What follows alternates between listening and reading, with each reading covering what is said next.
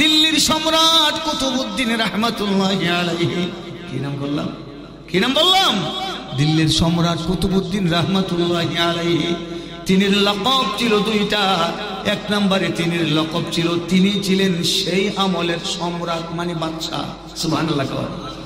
এক নম্বরে তিনির লকব ছিল, তিনি বাদশা ছিলেন।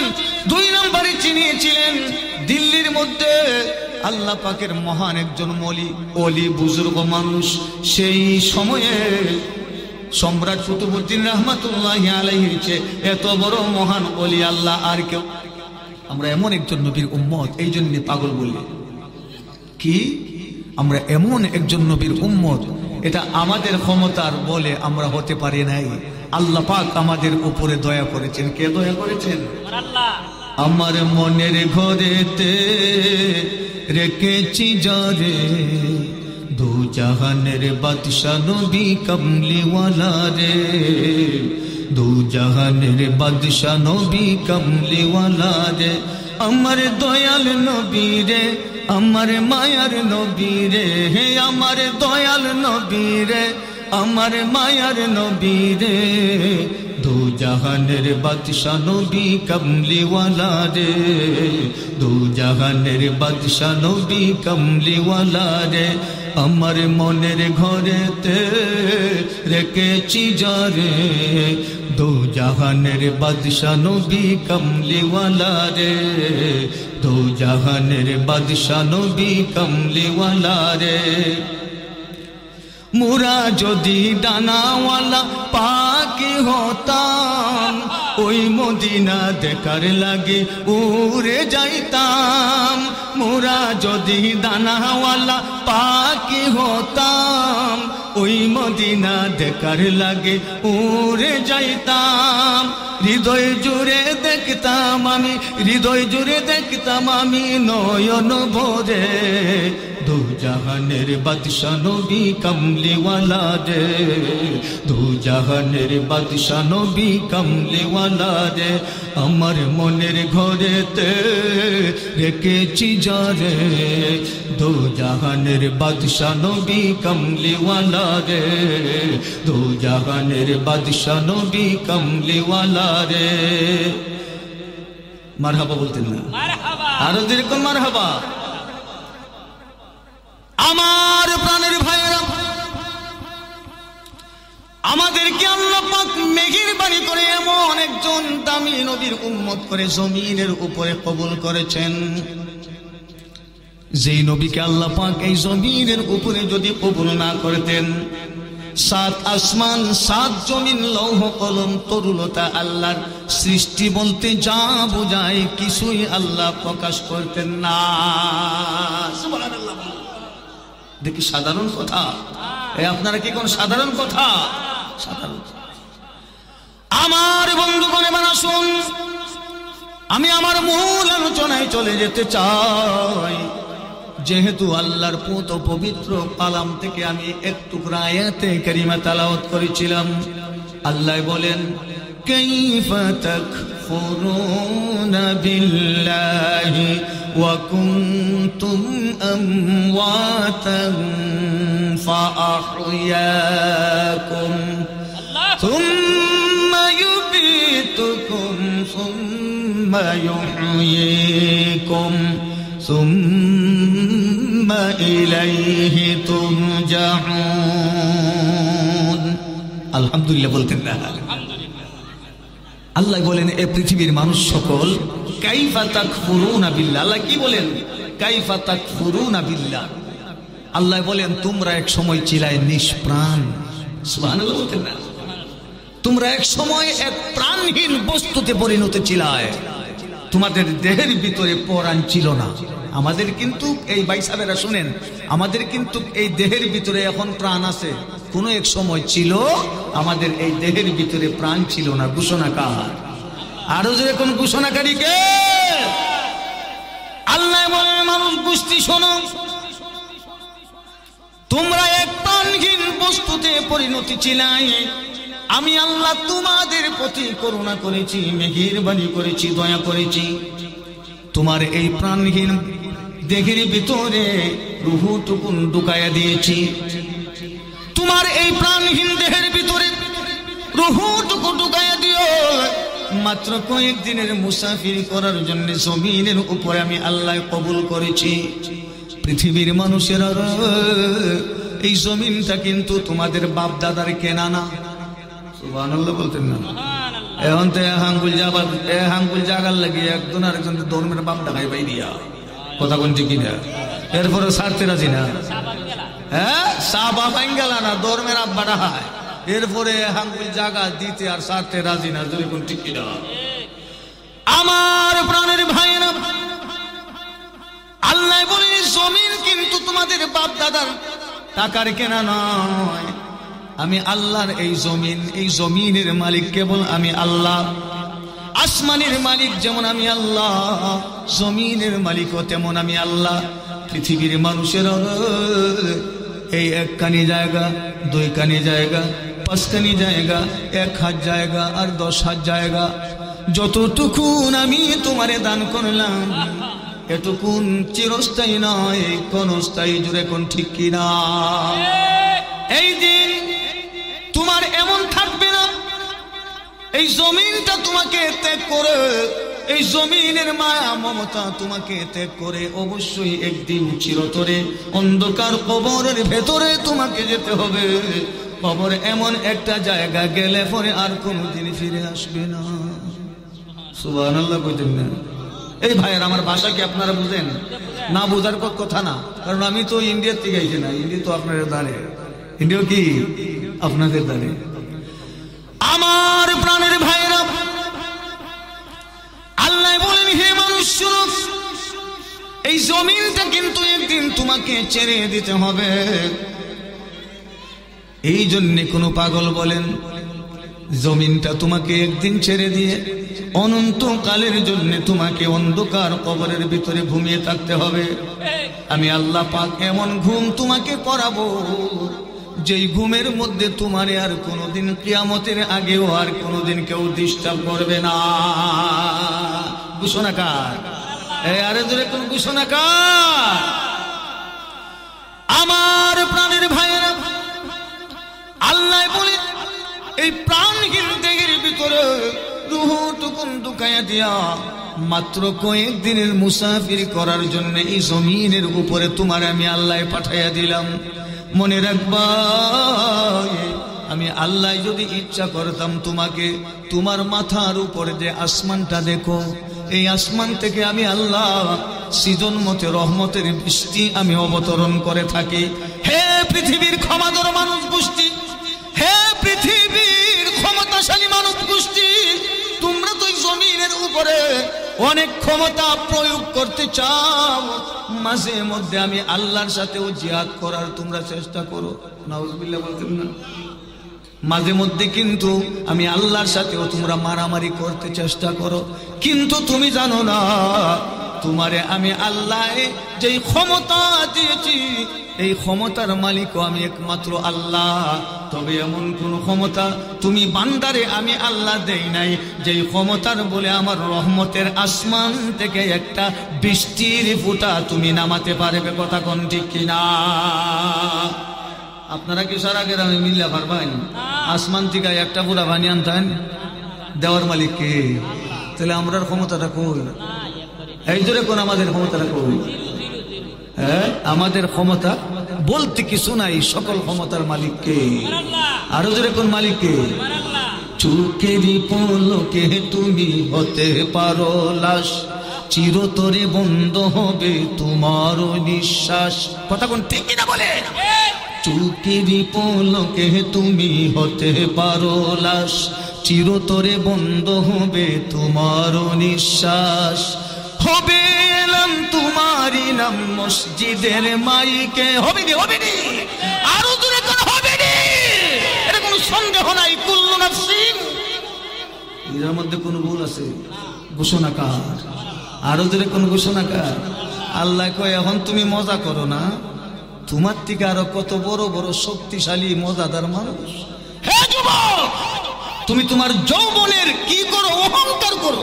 এই যুবতী, তোমার এই সুন্দর লাবণ্যময় চেহারা নিয়ে তুমি হিংসা করো। তুমি জানো না যে এই গুরুস্থানের পাশে দিয়ে তুমি হাইটা যাচ্ছ, এই গুরুস্থানের ভিতরে তোমার থেকে আরো বিশ্ব সুন্দরীগণ আমি আল্লাহ মাটির নিচে পুঁতে ফেলেছি। একটা কুকুর বিড়াল গিয়েও জিগায় না মা তুমি কেমন আছো। আওয়াজে বলুন ঠিক কিনা বলেন।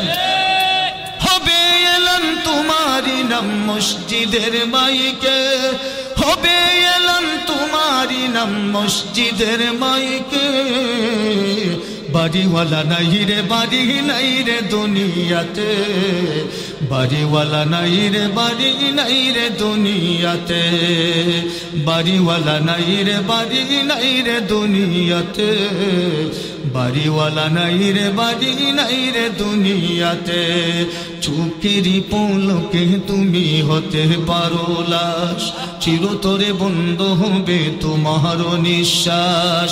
হবে এলাম তোমারি নাম মসজিদের মাইকে, হবে এলাম তোমারি নাম মসজিদের মাইকে, বাড়িওয়ালা নাই রে বাড়ি নাই রে দুনিয়াতে, বাড়িওয়ালা নাই রে বাড়ি নাই রে দুনিয়াতে, বাড়িওয়ালা নাই রে বাড়ি নাই রে দুনিয়াতে, বাড়িওয়ালা নাই রে বাড়ি নাই রে দুনিয়াতে। তোমার ভয়ে কাঁপতো মানুষ ছিল বাহাদুরি। আহা, একটার সাথে লাগিয়া হয় বেশি মাতলে জন্মের আব্বার খাইমু হয় কি হয় না?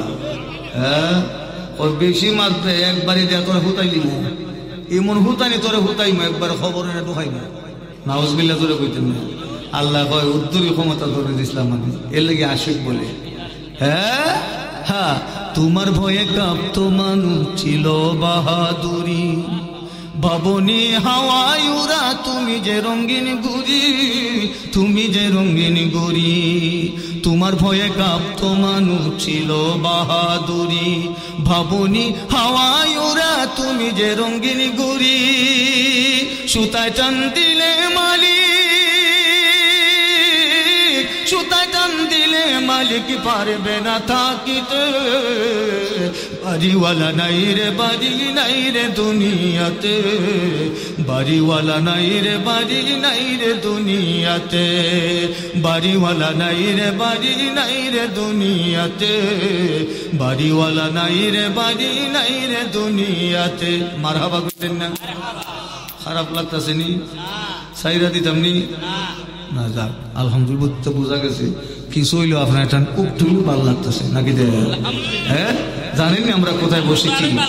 আমরা কোথায় বসেছি জানেন? হুজুর বলতেছেন পুরারই ভালো লাগতেছে। জানেন আমরা কোথায় বসেছি? এই যে আমাদের সামনে আল্লাহর মহান ওলি, জিন্দা ওলি। মারহাবা কোন জিন্দা ওলি? জুড়ে কোন মারহাবা।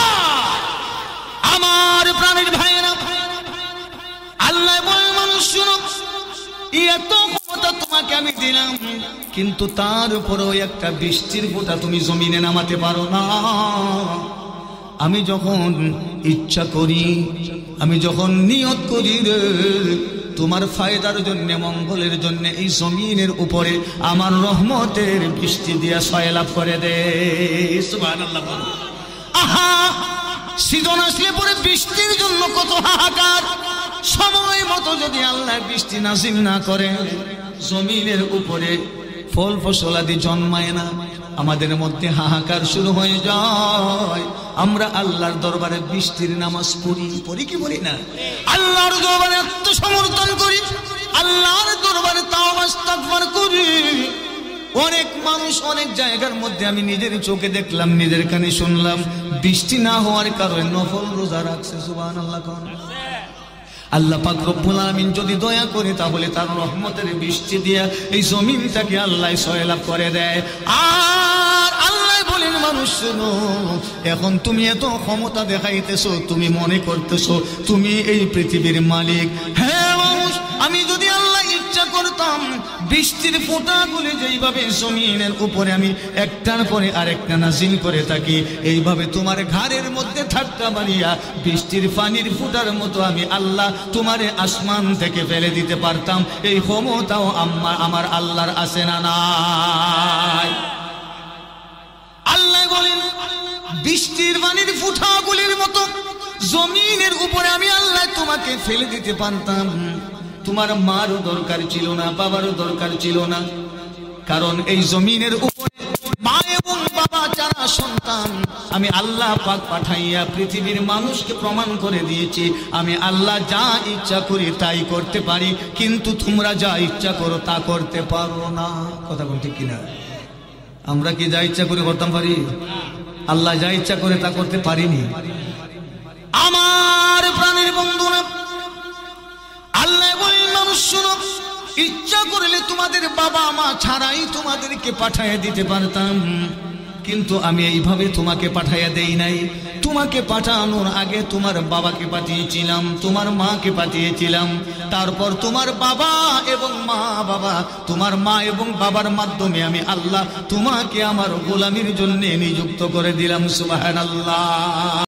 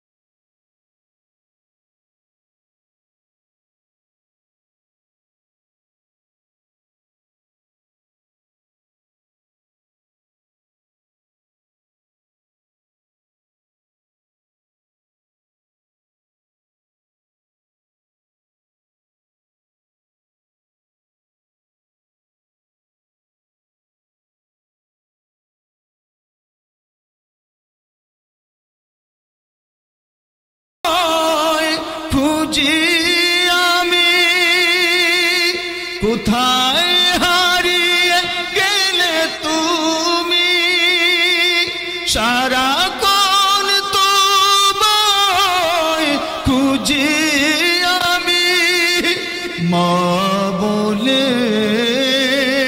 যতই ডাকি।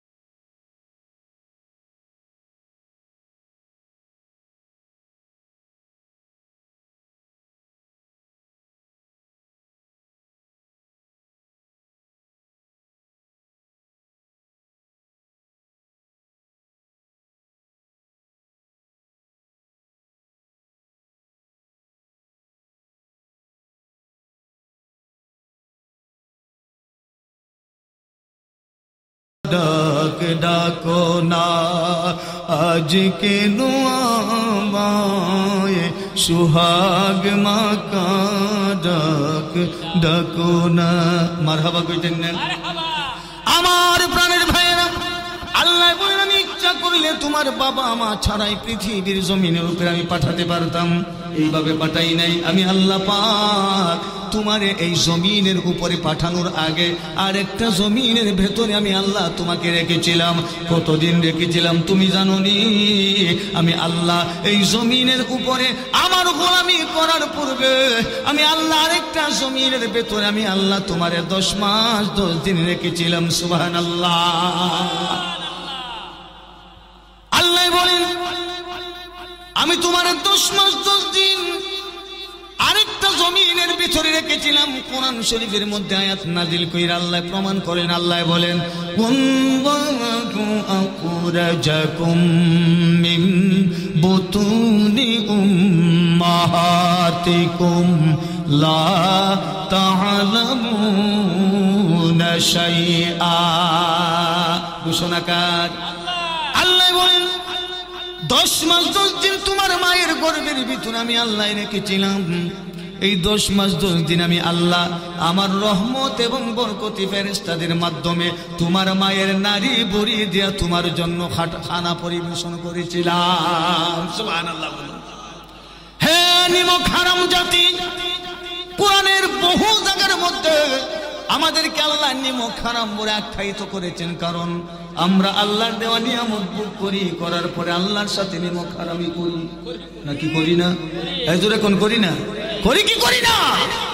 হ্যাঁ, আল্লাহর দেওয়া ভাত খাই, আল্লাহর দেওয়া তরকারি খাই, আল্লাহর দেওয়া টাকা পয়সা ব্যয় করি, আল্লাহর দেওয়া সময় ব্যয় করি, আল্লাহর দেওয়া রাস্তায় চলাফেরা করি, আল্লাহর দেওয়া সব কিছু আপনি আমি ভোগ করি, কিন্তু নামাজ রোজার পাশাপাশি সুদের টাকা লাগাই। নাউজুবিল্লাহ কইতেন না? হ্যাঁ, আর ওদের এখন নাউজুবিল্লাহ। এক বেচারা গিয়া কয়, হুজুর আমি তো সবই করি, 3 বার মক্কা মদিনা গেছে, আমি হই মারহাবা। যেই লোক 3 বার মক্কা মদিনা গেছে এর কথা শুনলে মারহাবা কোন লাগতো না? অবশ্যই 100,000 প্রতিবার বলতে হবে। শুরুতে আমারে কয়া বলছে, কয় হুজুর আমি 3 বার মক্কা মদিনা গেছি, আমি কই মারহাবা, আমি তো একবারও যাইতাছি না। কয় হুজুর আমি 5 ওয়াক্ত নামাজ পড়ি, এরপরে 30টা রোজাও রাখি, শুধু 30 রোজা না, মাঝে মধ্যে নফল রোজাও রাখি, তবে একটা কাম আমি করি, ইডা দিয়ে আমি চলি, গ্রহণ জানি কোনটা হয়। কয়েকটা কাম বলতে আমি ওই সুদীর লাভের রূপে টাকা লাগাই। নাউজুবিল্লাহ কইতেন না? সুবহানাল্লাহ কইতেন। এটা আমার আবার গিয়া করে 3 বার মক্কা মদিনা গিয়া সুদে টাকা লাগায়। নাউজুবিল্লাহ করে কইতেন না? 21 দুধের ভেতরে একটা সেনার পোড়া যদি ভরে তাহলে তো সবই না পাক। জোরে কোন ঠিক কিনা? এই জোরে কোন ঠিক কিনা? আমার প্রাণের ভাইয়েরা, তিনি বলবেন 1000 কোটি বার যদি মক্কা মদিনা সফর করেন, 5 ওয়াক্ত নামাজ পড়েন, আর 30 রোজা আল্লাহর হুকুম ফরজ রোজা রাখেন, মনে রাখতে হবে আমি আল্লাহর কসম করে বলি 1000 বার মক্কা মদিনা গেলেও সুদ ছাড়ার আগ পর্যন্ত আপনি জাহান্নামী। ঠিক কিনা? দলিল আর দ্বিতীয় নাম্বারে নাই। তুমি এর পরেও যদি আল্লাহ দয়া করে একটা সুদ করে যদি আল্লাহ মাফ করে দেয়, আমার বাবার কিচ্ছু আসে যায় না, তবে সুদখোরকে আল্লাহ ক্ষমা করবে না, এটাই চরম সিদ্ধান্ত। যেরকম ঠিক কিনা? আমার বন্ধুগণ, সেই 10 মাস 10 দিন মায়ের গর্ভের ভিতরে আল্লাহ পাক রব্বুল আলামিন আল্লাহর রহমতের খানা আমাদেরকে পরিবেশন করেছেন। আমার প্রাণের ভাইরা রে, 10 মাস 10 দিন পূর্ণ হয়ে যাওয়ার পরে আল্লাহ পাকের হুকুম হয়েছে মায়ের গর্ভ থেকে আল্লাহর গোলামি করার জন্য জমিনের ভিতরে আল্লাহ পাক আমাদেরকে পাঠিয়ে দিয়েছে।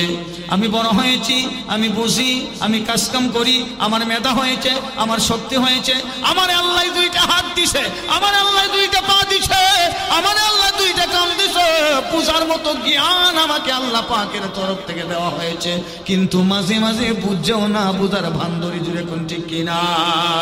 আল্লাহ কোরআন শরীফের মধ্যে আয়াত নাযিল কইরা আমাদেরকে সতর্ক করেছেন। আল্লাহ বলেন, পৃথিবীর মানুষের সব মানুষের দাম কিন্তু আমি আল্লাহর কাছে এক সমান না। হ্যাঁ, আরো আসতে কোনটি? জুড়ে কোন ঠিক কিনা? সব মানুষের দাম কি আল্লাহর কাছে একরকম নাকি? যে বাজায় নামাজ ছাড়, সে নামাজ পড়ে না, আর একজনে নামাজ পড়ে, এই 2 জনের ওজন আর এই 2 জনের মূল্য কি আল্লাহর কাছে সমান নাকি? দূরে কোন সমান? এক বেচারা দিনে 3 বার খাওয়ার কথা 1 বার খায়, কিন্তু তারপরও নামাজ ছাড়ে না, সুদ ঘুষের ধারে কাছে যায় না। আর আরেক লোকে কি করে? নামাজও পড়ে আবার সুদও খায়। নাউজুবিল্লাহ। এইরকম মানুষও আছে। আল্লাহ বলেন, পৃথিবীর মানুষ শোনো, সব মানুষের দাম আমি আল্লাহর কাছে সমান না। কিছু কিছু মানুষকে আমি আল্লাহ পাক রব্বুল আলামিন জমিনের উপরে দামি করেছি। শুধু জমিনের উপরে দামি নয়, তারা কবরের ভেতরে আসার পরে আমি আল্লাহ তাদেরকে দাম দেব। সুবহানাল্লাহ। কার কথা বলেছেন আল্লাহ? কোরআন শরীফের মধ্যে আয়াত নাজিল কইরা আমাদেরকে সতর্ক বানিয়ে দিয়েছেন। আল্লাহ বলেন, আলা ইন্না আউলিয়া আল্লাহি লা খাউফুন আলাইহিম ওয়ালা হুম ইয়াহজানুন। ঘোষণাকার এটা কি আমার বাপের আয়াত নাকি? এই দুনিয়ার কেউ বানাইছে না, এই ক্ষমতা নাই, পৃথিবীর আর কারো হবেও না। কিয়ামতের আগ মুহূর্ত পর্যন্ত গোটা 30 পারা কোরআনের একটা হরফ, একটা নকতা মানুষের হাল দিল করা আর আলাদা করার কোনো ক্ষমতা নাই, জোরে কোন ঠিক কিনা? তাহলে ঘোষণা করলেন কে? আর যেরকম ঘোষণাকারী কে? আল্লাহ বলেন আলা নিশ্চয় আউলিয়া আল্লাহ ওলিরা হচ্ছেন আমি আল্লাহর বন্ধু, লা খাউফুন আলাইহিম ওয়া লা হুম ইয়াহজানুন। আমার বন্ধুদের দুনিয়ার জমিনে যেমন ভয় নাই, চিন্তার কোনো কারণ নাই, ইন্তেকালের পরেও আমি ঘোষণা করে দিলাম তাদের কোনো ভয়ের কারণ নাই। সুবহানাল্লাহ। আমার বন্ধুগণ, এই জন্যই যেহেতু আল্লাহর ওলিদেরকে আল্লাহ পাক বন্ধু হিসাবে গ্রহণ করে নিয়েছেন, এই জন্য আল্লাহর ওলিদের দরবারে যাওয়া, আল্লাহর ওলিদের সহবতের, আল্লাহর ওলিদের নজর নেক নজরের আশা করে মাঝে মধ্যে আল্লাহর ওলিদের দরবারে যাওয়া আশা করা, এরা হচ্ছে মুমিন এবং মুত্তাকিদের একটা সিফত। সুবহানাল্লাহ। কই আল্লাহর ওলিদের দরবারে যাইতো? আরো পারলে আল্লাহর ওলিদের সাথে দুশ্মনী করে। তো দুশ্মনী করো, যদি করো তাহলে তোমার লাভটা কি হবে? দুশ্মনী করলে লাভ এটাও হইব, আল্লাহ কয় তোমার আমি দুনিয়াতেও লাঞ্ছিত করব, আখিরাতেও তোমাকে আমি বঞ্চিত করব। ঘোষণাকার। আমার প্রাণের ভাইয়েরা, ইতিমধ্যে মনে পড়ো আল্লাহর একজন মহান ওলির কথা, যিনির বাড়ি ছিল দিল্লি। কোথায়? দিল্লি, ইন্ডিয়া। এই তো আপনাদের নিকটে আজকে যে মাহফিলটা করার জন্য আসলাম, আসার পরে শুনলাম ইন্ডিয়া নাকি মাত্র কয়েক হাত দূরে। এটাও খুশ নসিব, জীবনে আর কোনোদিন এই অঞ্চলের ভেতরে আমি মৌলবি আসি নাই। আসতে পেরেছি আল্লাহর দরবারে শুকরিয়া আদায় করে। জানি না জীবনে জিন্দিগির ভিতরে আর কোনোদিন আসতে পারবো কিনা, তবে এটাও বলতে পারি আল্লাহর যে মহান অলির ইসালে সওয়াব মাহফিলের ভিতরে আমি গুনাহগার এসেছি। আল্লাহর অলির যদি নেক নজর নেক তাওয়াজ্জু যদি আমার উপরে পড়ে যায়, তাহলে এই দরবারে আসার জন্য পৃথিবীর কেউ আমাকে নিষেধ কইরা বারণ করতে পারবে না। কথা কোন ঠিক কিনা? আমার প্রাণের ভাইয়েরা, আল্লাহর সেই মহান ওলি, আল্লাহর সেই মহান ওলির কথা আমি বলছিলাম। দিল্লির সম্রাট কুতুবউদ্দিন রাহমাতুল্লাহি আলাইহি। কি নাম বললাম? কি নাম বললাম? দিল্লির সম্রাট কুতুবউদ্দিন রাহমাতুল্লাহি আলাইহি। তিনির লকব ছিল দুইটা। এক নম্বরে তিনির লকব ছিল তিনি ছিলেন সেই আমলের সম্রাট, মানে বাদশা। সুবহানাল্লাহ। এক নম্বরে তিনি লকব ছিল তিনি বাদশা ছিলেন। দুই নম্বরে তিনি ছিলেন দিল্লির মধ্যে আল্লাহ পাকের মহান একজন ওলি বুজুর্গ মানুষ। সেই সময়ে সম্রাট কুতুবউদ্দিন রাহমাতুল্লাহি আলাইহির চেয়ে এত বড় মহান ওলি আল্লাহ আর কেউ ছিল না। জোরে কোন মারহাবা। ইয়া রাসূলুল্লাহ ইয়া হাবিবাল্লাহ, ইয়া রাসূলুল্লাহ ইয়া হাবিবাল্লাহ, আপনি আল্লাহর নূর নবী, আমার দেহ মনে বলে নবী নবী, আমার দেহ মনে বলে নবী নবী। ইয়া রাসূলুল্লাহ ইয়া হাবিবাল্লাহ, ইয়া রাসূলুল্লাহ ইয়া হাবিবাল্লাহ, আপনি আল্লাহর নূর নবী, আমার দেহ মনে বলে নবী নবী, আমার দেহ মনে বলে নবী নবী।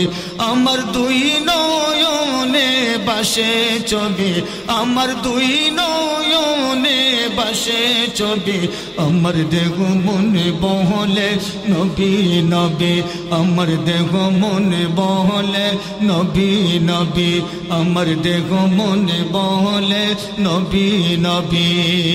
সাইয়্যিদুল আম্বিয়া পাঠাইলেন সেই কিবরিয়া, সাইয়্যিদুল আম্বিয়া পাঠাইলেন সেই কিবরিয়া, শুনাইতে কুরআনের বাণী, হায় হায় শুনাইতে কুরআনের বাণী।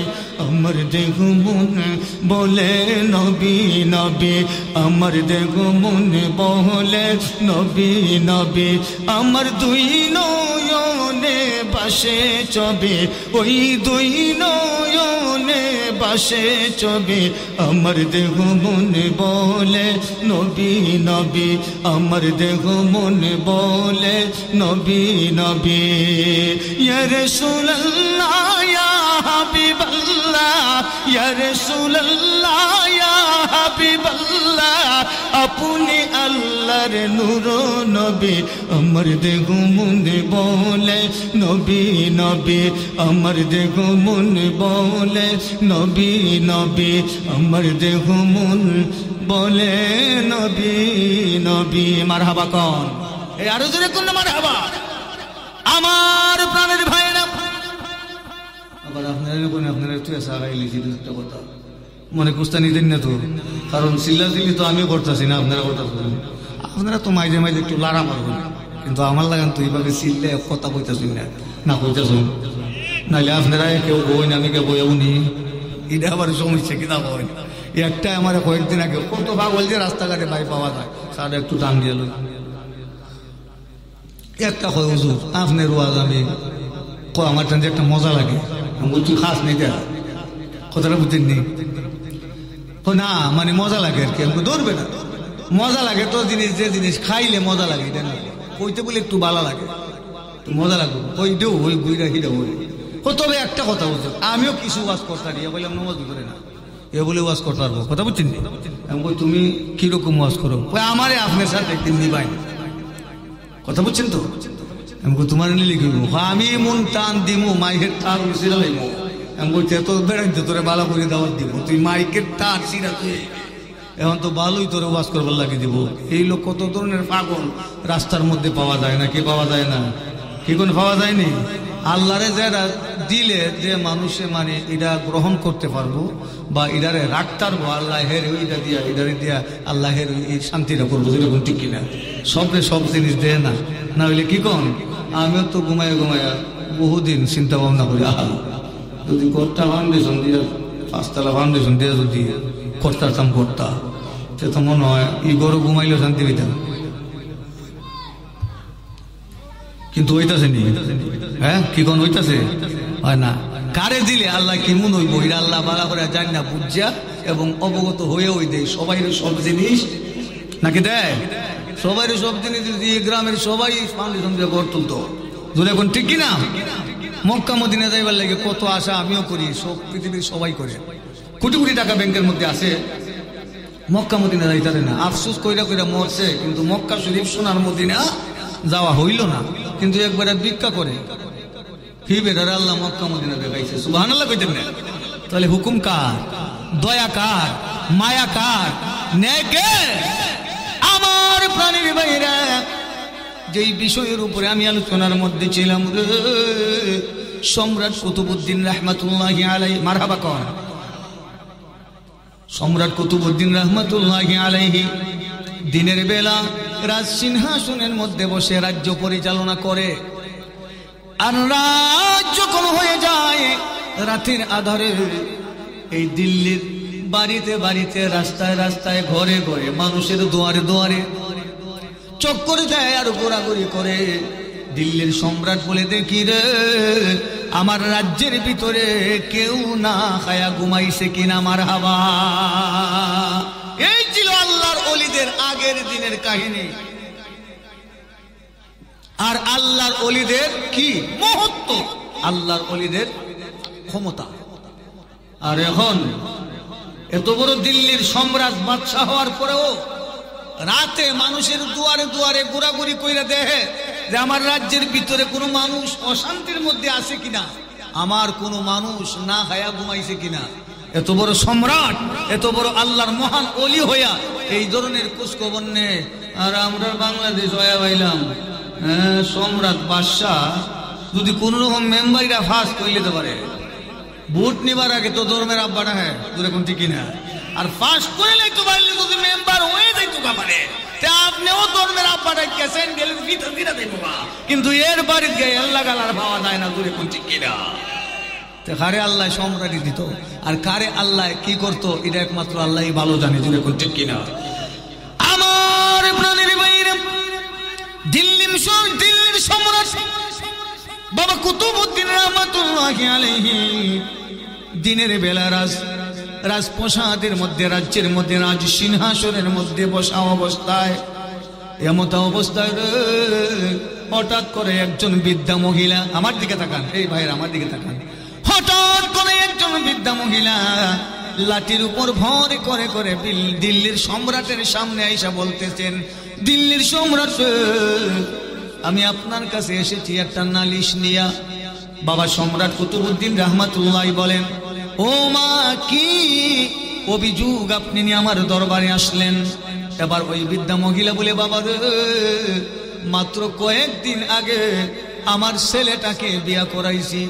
কি করাইছি? ছেলেটাকে বিয়া করাইছি। তবে হে দিল্লির সম্রাট, আপনি শুনুন, আপনি আমাকে ভালো করে চিনেন কিনা আমি জানি না। দিল্লির সম্রাট বলেন, মা আমার, আপনাকে আমার অত বেশি চিনার কোনো দরকার নাই। আপনি তো আমার রাজ্যের ভিতরের মানুষ নাকি অন্য রাজ্যের? বলে না, আমি আপনার রাজ্যের ভিতরের লোক। বলে তাহলে শুনুন, ও বাবা সম্রাট, আমি কিন্তু মুসলমান না, আমি কিন্তু হিন্দু মহিলা। কি হিন্দু মহিলা? ও বাবা সম্রাট কুতুবউদ্দিনের, আমি একজন হিন্দু মানুষ, আমি বুড়া মানুষ, আমার একটি মাত্র সন্তান, আমার স্বামীও দুনিয়াতে নাই, মারা গেছে বহু বছর আগে। আমার এই ছেলেটাকে মাত্র কয়েকদিন আগে নতুন বিয়া করাইছি। আমার নতুন পুত্রবধূ আমার বাড়িতে আসে। দিন যখন হয়, দিনের বেলায় বড় আনন্দের সাথে আমরা চলাফেরা করি, কিন্তু রাত্র হয়ে গেলে পরে আমার ছেলে আমার ছেলের বউটাকে ঘরের ভিতরে নিয়ে ঘুমাইতে পারে না। রাতের অন্ধকারে কে জানি গো, একটা লম্পট চরিত্রহীন যুবক আইসা আমার পুত্রবধূর ইজ্জত নষ্ট করার জন্য আমার ঘরের মধ্যে হামলা দেয়। নাউজুবিল্লাহ। এই মোর লম্পট এখনো আসে না নাই? এখন আসে না নাই? বাবা সম্রাট কুতুবউদ্দিন রহমাতুল্লাহি আলাইহি বলেন, মা, আপনার বাড়ি যদি আমার রাজ্যের ভিতরে হয়ে থাকে, আমি আপনাকে কথা দিলাম, এই দায়িত্ব আমি আপনার জন্য নিলাম। আর কোনদিন আপনার বাড়িতে এসে কেউ এই ধরনের সাহস করতে পারবে না। আপনি এখন চলে যান, আপনি এই ব্যাপারে কোনো চিন্তা করবেন না। বৃদ্ধা মহিলা, হিন্দু বৃদ্ধা মহিলা বলে, বাবারে, যদি আর কোনদিন আমার পুত্রবধূর ইজ্জত নষ্ট করার জন্য কোন ছেলে আসে, তাহলে তার জন্য কিয়ামতের মুসিবতের ময়দানে আল্লাহর আদালতে তুমি সম্রাটের বিরুদ্ধে আমি আল্লাহর আদালতে বিচার দায়ের করব। আমি আল্লাহর কাছে বিচার দিব কিয়ামতে। আর না হয় তুমি আমার পুত্রবধূর ইজ্জত হননকারীকে ধ্বংস করে দাও, তুমি তাকে যেইভাবে হোক প্রতিহত করো। এই কথা বলে এই দিল্লির সম্রাটের বাড়ি থেকে হিন্দু মহিলা বাড়িতে চলে গেছে। ওই দিন যখন চলে গেল, রাতের অন্ধকার যখন চলে আসলো, দিনের পরে রাত আসে, রাতের পরে দিন। ঠিক না বলুন? দিনের পরে রাত আসে, রাতের পরে দিন, দিনের পরে রাত আসে, রাতের পরে দিন,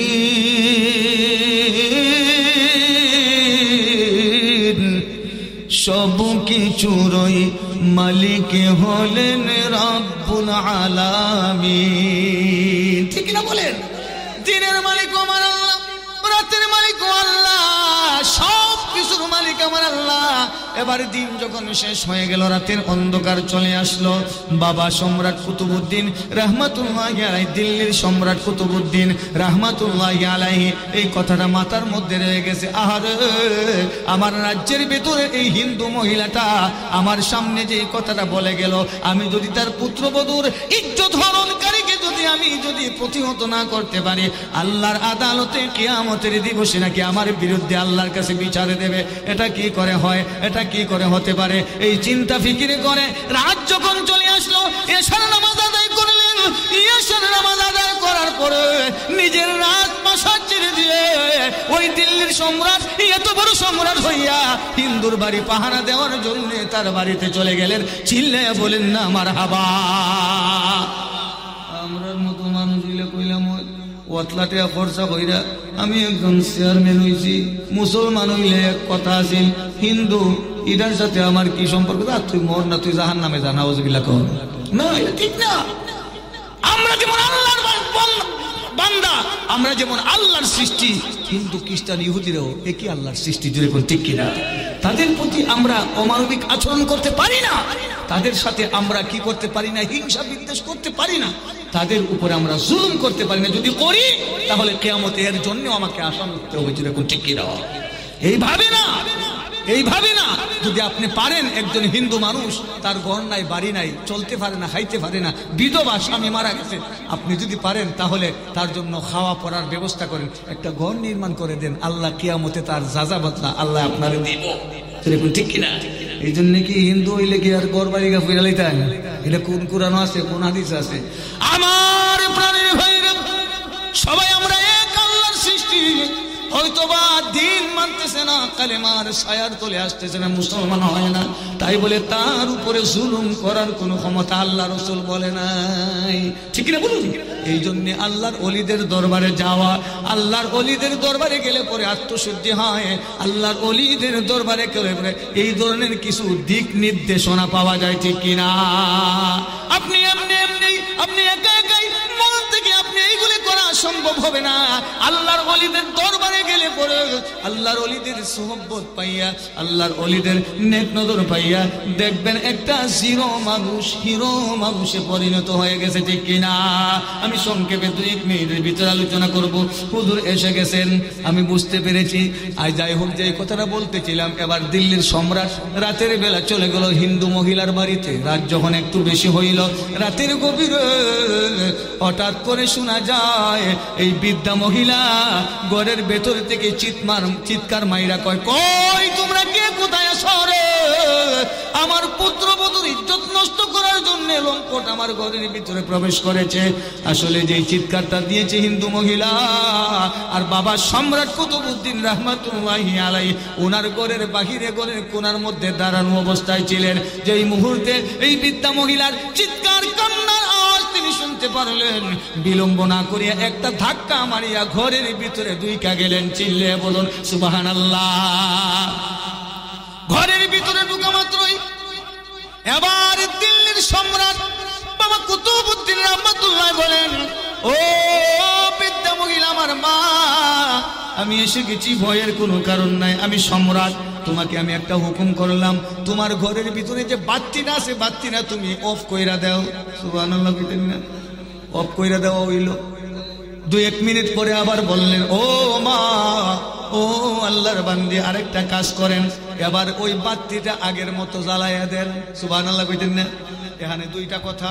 3য় নম্বরে বললেন, ও মা, আমার পানির বড় পিপাসা লেগেছে, দয়া করে আমাকে 1 গ্লাস পানি পান করানোর জন্য আমাকে দেন। 1 গ্লাস পানি দেওয়া হইল। তারপরে পানিটুকুন খাইয়া দিল্লির সম্রাট বাবা কুতুবউদ্দিন রাহমাতুল্লাহি বলেন, আলহামদুলিল্লাহ। সুবহানাল্লাহ বলেন। পানি পান করার সাথে সাথে আলহামদুলিল্লাহ বলে আল্লাহর শুকরিয়া আদায় করে নিলেন। এবার সম্রাট বলতেছেন, মা, আমার দায়িত্ব শেষ, আমাকে এবার যাওয়ার জন্য বিদায় দেও। হিন্দু মহিলা বড় কি জ্ঞানী ছিল, বাবা সম্রাট, তোমাকে যেতে দেব, তবে এইভাবে না যে 3টা প্রশ্ন তুমি আমাকে করেছিলে, এই 3টা প্রশ্নের জবাব না দিলে আমি কিন্তু তোমারে আমার ঘর থেকে যাইতে দেব না। বলে কি, কেন? বলে 1 নম্বর হচ্ছে, তুমি আমাকে বাতি নিবানোর কথা কেন বলছিলে? এবার সম্রাট বলেন, মা গো, বাতি নিবানোর জন্য আমি এই জন্যই বলেছি, তুমি যে আমার দরবারে যাইয়া কয়েকদিন আগে বিচার দায়ের করেছিলে, আমাকে নালিশ করেছিলে, আমি তো তোমাকে ওয়াদা দিয়েছিলাম তোমার পুত্রবধূ ইজ্জত হননকারীকে আমি শেষ করে দেব বাতি নিবানোর জন্য। এই জন্যই আমি তোমাকে হুকুম করেছিলাম, মা, বাতিরা যদি জ্বালানো থাকে তাহলে যেই দুশ্মন, যেই ইজ্জত হননকারী লম্পট তোমার ঘরের ভিতরে ঢুকেছিল, বাতিরা জ্বালাই থাকলে হে যদি আমার নিজের সন্তান হয়, আর না হয় আমার ভাইয়ের সন্তান হয়, আর না হয় আমার বোনের সন্তান হয়, আমার যদি কোনো আত্মীয় স্বজন হয়, বাতি জ্বালাই থাকলে আমি তার দিকে তাকাইলে মায়া লাগবে, আমি কিন্তু তাকে হত্যা করতে পারবো না। এই জন্যে বাতিরা নিবানোর জন্য বললাম, আর বাতিরা নিবানো অবস্থায় আমি তাকে হত্যা করে ফেললাম। সুবহানাল্লাহ। বলে তারপরে বাতি জ্বালানোর কথা কেন আপনি বললেন? ও মা, বাতি জ্বালানোর জন্য, এই জন্য আমি আপনাকে বলেছি, বাতিটা জ্বালায় এবার দেখি এরা আমার ফুলানি। সুবহানাল্লাহ কইতেন না? আর না হয় আমার বাতি জানি দেখার জন্য।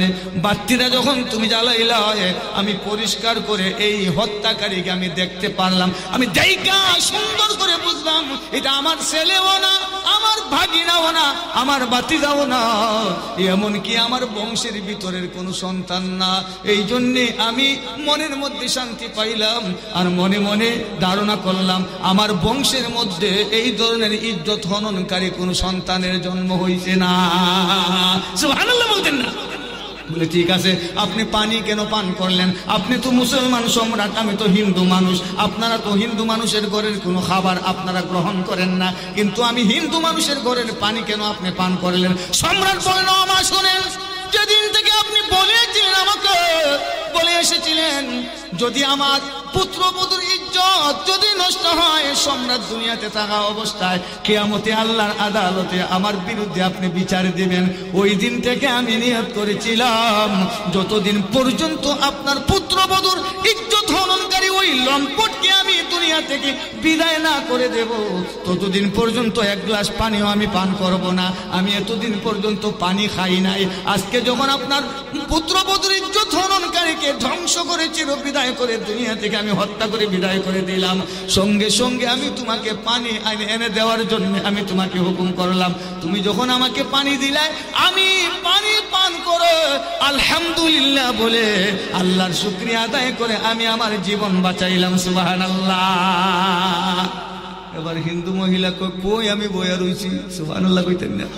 আমরা যাই মারার লাগি, আর আল্লাহর ওলিরা কি করে? কৌশল অবলম্বন করে। হিন্দু মহিলা হয় কই আমি বইসা রইছি, কোন দেবতার পূজা আমি করি? আমি মূর্তির পূজা করি, যেই মূর্তির সামনে খাবার দিলে খায় না, যেই মূর্তির সামনে খাবার দিলে মাসি আর মশায় খাবার সিনায় আনে, মূর্তি কয় না রাখ আমি খাইতাম, কইনি, হয় না। হিন্দু মহিলা মনে মনে ধারণা করলো, যেই মূর্তিকে আমি খোদা মানি, দেবতা মানি, আল্লাহ মানি, সৃষ্টিকর্তা মানি, এই মূর্তি তো আমার কোনো সুবিধা অসুবিধা করতে পারে না। আল্লাহর মহান ওলি সম্রাট কুতুবউদ্দিন রাহমাতুল্লাহি আলাইহি আমার এত বড় উপকার করলো মহান মানুষ। এই মহান মানুষের কদম যদি আমি ছেড়ে দেই, তাহলে আর জীবনে আমি পাবো কিনা? জোরে কোন সুবহানাল্লাহ। আর দেরি করলো না, আর বিলম্ব করলো না, আল্লাহর সেই মহান ওলি কুতুবউদ্দিন রাহমাতুল্লাহি আলাইহি কদমে ধরে কালেমা পড়ে মুসলমান হয়ে যায়। সুবহানাল্লাহ বলো। এই জন্য আসুন, আমরা সময় আছে হয়তোবা, কি বলতাম, সময় কি আছে?